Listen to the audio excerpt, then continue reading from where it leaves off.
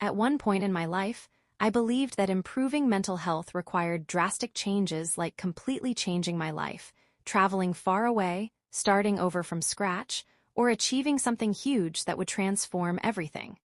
I thought there would be a defining moment, a big event that would suddenly change me and make me better. But over time, I realized that this way of thinking was more exhausting than helpful.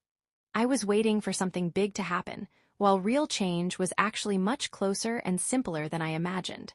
I began to understand that mental well-being doesn't come from massive leaps, but from small, consistent steps. The first thing I noticed was the impact of my surroundings. I hadn't realized how much the clutter around me affected my inner state. When I started organizing my room, getting rid of unnecessary things, and maintaining a clean, calm space, I felt something shift inside me. It wasn't just external order, it felt like I was organizing my thoughts too. The less clutter around me, the less noise in my mind. Then I started setting aside time for myself, without any distractions. At first, it was difficult because I was used to constantly escaping into my phone or staying busy. But when I allowed myself moments of quiet, or took walks alone in peaceful places, I began to hear myself more clearly. I realized that silence isn't emptiness, as I once thought it's a space where I can regain balance and understand my feelings. One of the most important changes was reducing the pressure I put on myself. I used to believe I had to be strong and productive all the time, and that any weakness meant failure. But I learned that we're not machines, and it's completely normal to have low energy or difficult days. When I stopped blaming myself for those moments, I felt a kind of inner peace I had never experienced before. Stopping the habit of comparing myself to others also made a huge difference. Comparison was draining me without me even noticing.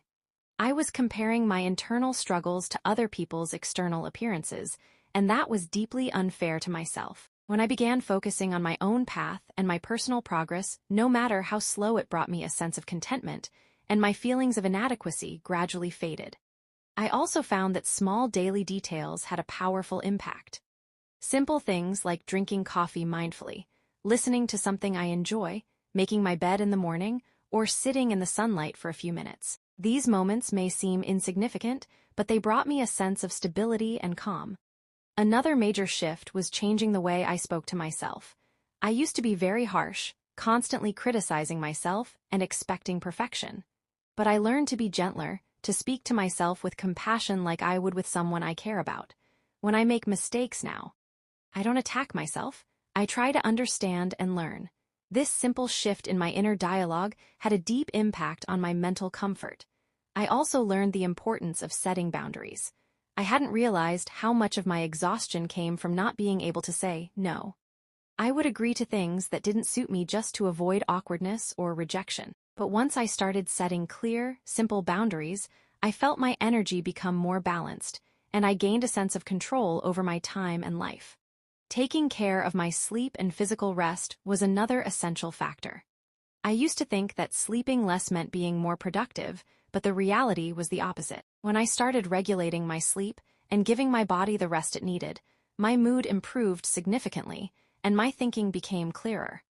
I realized how deeply connected the body and mind are. Neglecting one directly affects the other. I also began reducing sources of mental drain like constantly consuming negative news, spending too much time on social media, or engaging in endless, unproductive discussions.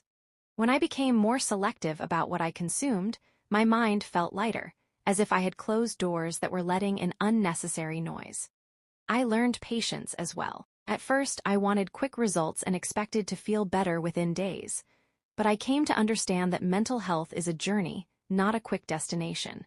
It requires time, repetition, and consistency.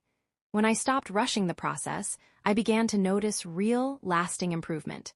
Shifting my focus to what I have, instead of what I lack, also changed a lot within me. When I started appreciating the small blessings before the big ones, my perspective on life shifted.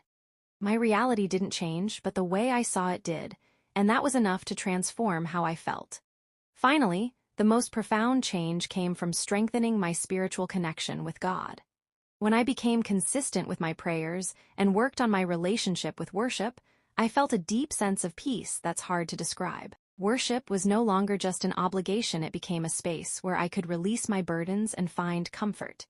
In the end, I realized that mental health doesn't require complexity or massive change.